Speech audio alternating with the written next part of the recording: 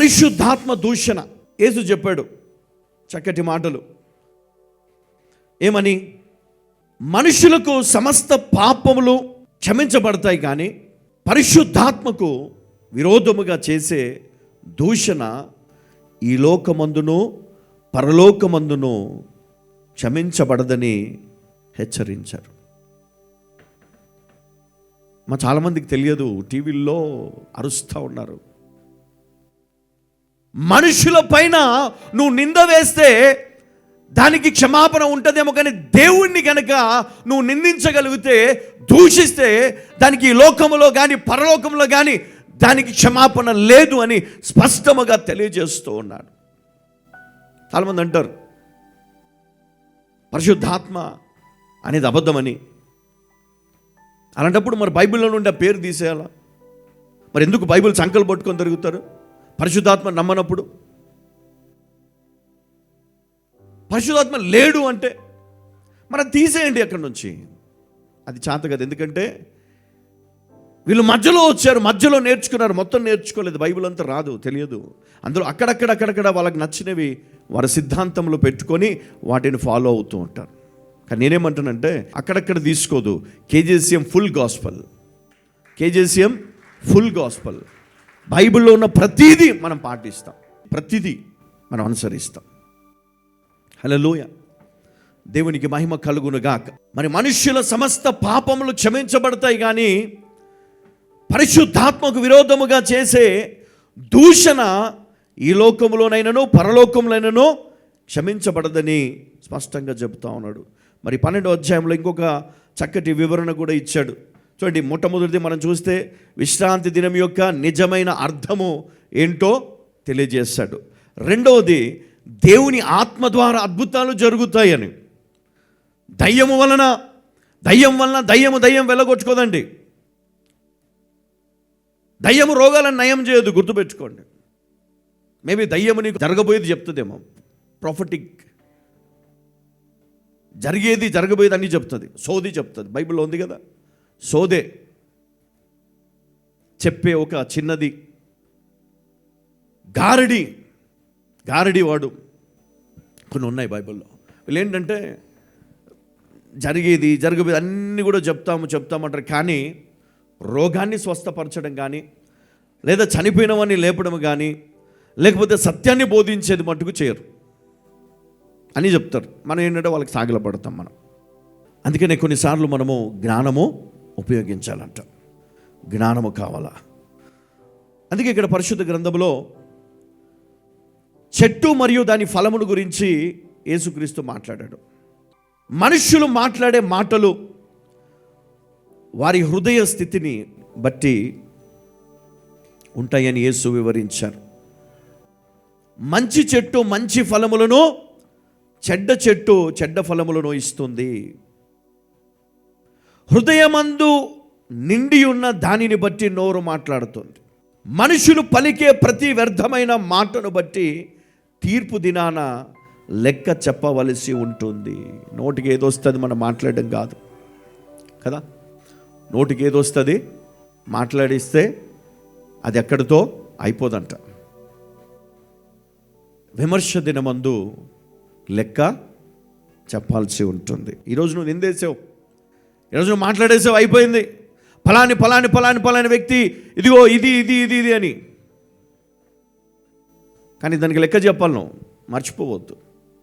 మత్తయి సువార్త 12వ అధ్యాయం 33 నుండి కొన్ని మాటలు మనం ఇక్కడ చదువుకుందాం. చెట్టు మంచిదని ఎంచి దాని పండును మంచిదే అని ఎంచుడి, లేదా చెట్టు చెడ్డదని ఎంచి దాని పండును చెడ్డదే అని ఎంచుడి. చాలండి. దీనిలో అర్థం ఏంటో తెలుసా? ఒక చెట్టుని మనం చూసినప్పుడు ఆ చెట్టు ఫలాన్ని బట్టి, లేదా దాని ఆకులను బట్టి, దాని ఆకారాన్ని బట్టి, ఇది మామిడి పండు చెట్టు, ఇది మంచిది, అందులో పుల్లటి ఉన్నాయి, తీపి ఉన్నాయి, ఇంకా కొన్ని పండ్లు ఉంటాయి, అవి తింటే చచ్చిపోతాం మనం. అది మనకు మంచిది కాదు. మంచిదేదో చెడ్డదేదో మనం తెలుసుకోవాలి. హల్లెలూయా. అయితే ఈరోజు దేవుడు కూడా మనల్ని ఆ విధంగానే ఎంచుతాడంట. మరి మనం కూడా తీర్పు తీర్చేటప్పుడు అది మంచి ఫలమా చెడ్డ ఫలమునిచ్చే చెట్ట అనేది మనం ఎంచుకోవాలి. ఎవరో వచ్చి చెప్పారు అది మంచి ఫలం ఇస్తున్నా కూడా ఈ తింటే నువ్వు చచ్చిపోతావు, ఇంక అయిపోయింది అని చెప్తారు. కానీ అది దాని స్వభావం మార్చుకోదంట. మామిడి పండు చెట్టు దగ్గరికి వెళ్ళి ఎవరో నిందలు వేశారంట మామిడి చెట్టు పైన. వచ్చే సంవత్సరము అంటే సంవత్సరం గడిచిపోయింది, ఆ పూత వచ్చింది, ఆ కాయలు కాసాయి, పండ్లు అయ్యాయి. రుచి చూసి ఇది తీపివి అని ఎప్పుడు నమ్మారు? కాలం గడిచిపోయిన తర్వాత. అప్పటికి ఎంతోమంది కొట్టుకొని వెళ్ళిపోతారు, అందులో ఎంతోమంది విశ్వాసం కోల్పోతారు, ఎంతోమంది భ్రష్టులు అయిపోతారు, ఎంతోమంది శాపగ్రస్తులు అవుతారు, ఎంతోమంది దేవుని సంఘానికి లేదా ఆత్మీయ జీవితానికి విశ్వాసులకు దూరం అయిపోతారు. అందుకనే మరి యేసుక్రీస్తు వివరిస్తున్నాడు చెట్టు మరియు దాని ఫలము. ఇది మనిషి హృదయానికి సంబంధించి. మనిషి హృదయం,